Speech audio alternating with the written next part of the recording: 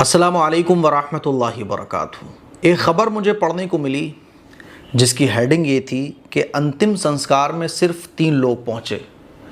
तो जब मैंने इस लाइन को पढ़ा तो मेरे माइंड में सबसे पहली थॉट ये आई कि यार हम लोग, हमारा समाज, हमारा मुआशरा, हम लोग कितने बेहिस होते जा रहे हैं कि अंतिम संस्कार में भी नहीं जाते हैं।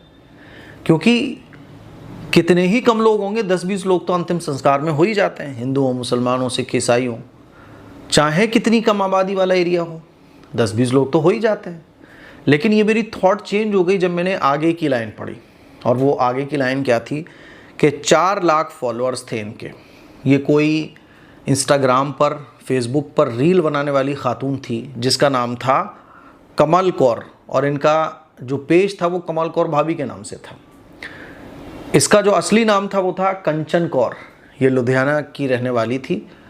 पिछले हफ्ते इसकी हत्या कर दी गई भटिंडा के किसी कार गैरेज में। कार के अंदर ये मुर्दा हालत में मिली। लाश बदबू आ रही थी। तब लोगों को एहसास हुआ कि इस कार में से क्यों बदबू आ रही है। मुझे तो पता भी नहीं था। कल वैसे ही मैं बस न्यूज़ वगैरह पढ़ रहा था तो ये ख़बर मेरे नज़रों से गुजरी, तो मैंने सोचा कि इस पर क्यों ना कुछ बातें अपने नौजवानों को ख़ास तौर पर नौजवान लड़कियों को बताई जाए।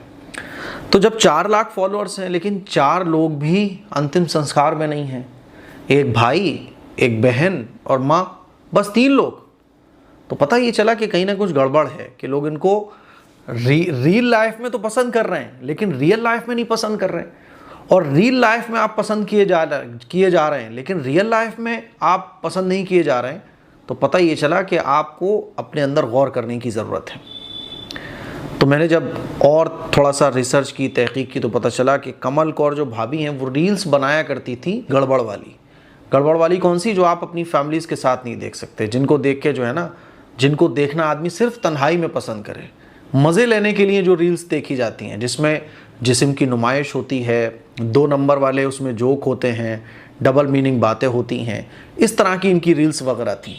अब 4 लाख फॉलोअर्स हैं भाई, मेरे बहुत फॉलोअर्स हैं, मेरे व्यूज़ भी बहुत अच्छे आ रहे हैं भाई, इंस्टाग्राम पे छा रही हूँ मैं तो। लेकिन आप रियल लाइफ में लोग आपको पसंद कर रहे हैं, वो भी अपनी आँखों को सेकने के लिए, अपने नफ्स की तस्कीन के लिए आपको पसंद कर रहे हैं। रियल लाइफ में आपके साथ कोई खड़े होना भी पसंद नहीं कर रहा है। और फिर हश्र क्या होता है कि एक तो इनका मर्डर कर दिया जाता है। जिन लोगों ने मर्डर किया वो गलत किया। असल में इनका मर्डर क्यों किया गया, तो जब मैंने और थोड़ी सी रिसर्च की तो पता चला, चूँकि ये सिख मज़हब से आती हैं, तो सिख मज़हब में जो कुछ लोग होते हैं ना, बहुत ज़्यादा कट्टर होते हैं, तो उन लोगों को ये पसंद नहीं थी। तो एक बहुत बड़ी प्लानिंग की गई, 3-4 लोगों ने मिलके प्लानिंग की और इनके साथ आए और गाड़ी संभालने के बहाने जैसे भी कोई प्लानिंग करके इनका मर्डर कर दिया गया। और जो मास्टरमाइंड था वो मर्डर करवाने के बाद फ़ौरन दुबई फरार हो गया। इतना बड़ा चालाक वो निकला और उसने कहा कि हमारे समाज के लिए, हमारी सभ्यता के लिए फ़लाँ ये गलत थी, इसलिए हमने ऐसा किया, ये वो, जो इंतहाई गलत है। कोई अगर गलत कर रहा है तो उसको सुधारने के लिए हम कोई कदम नहीं उठाते, उसको सही रास्ते पर लाने के लिए कोई कदम नहीं उठाते। बस गलत है तो गलत को गलत बोलते रहेंगे, ज़्यादा होगा तो उसको मर्डर कर देंगे। ये क्या तरीक़ा है? ये इंतहाई गलत हरकत है।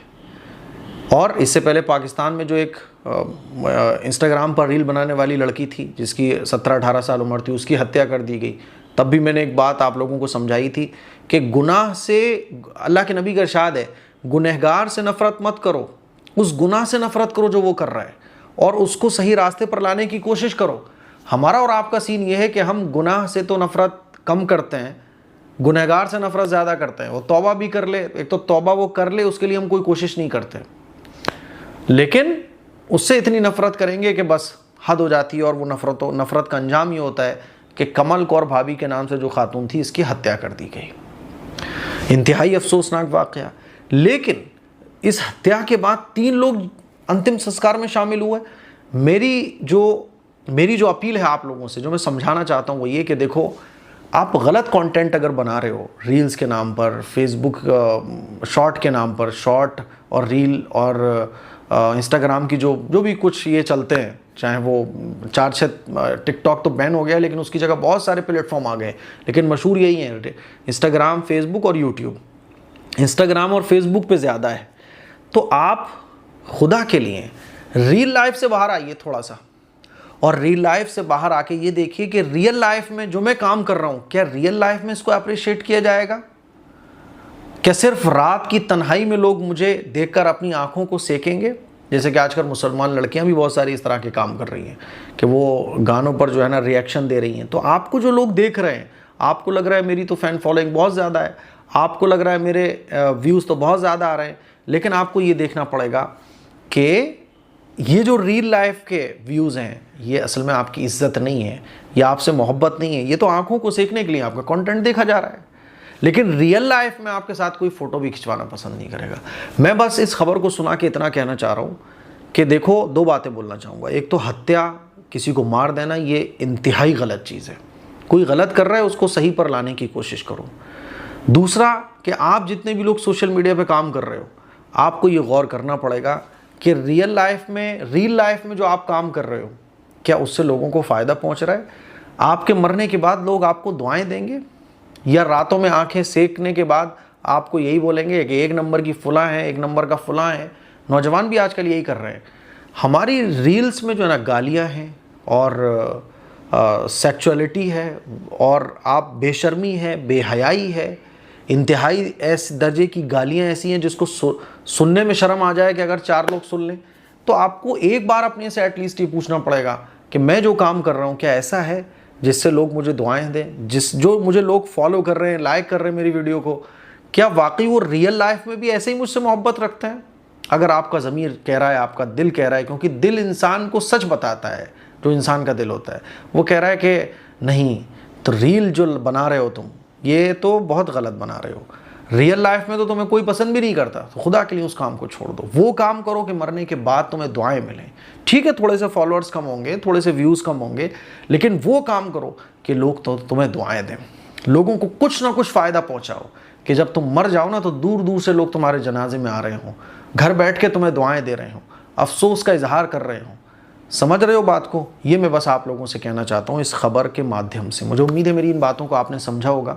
इस क्लिप को शेयर करें, दूसरों तक पहुँचाएँ। अस्सलामु अलैकुम वरहमतुल्लाहि वबरकातुहू।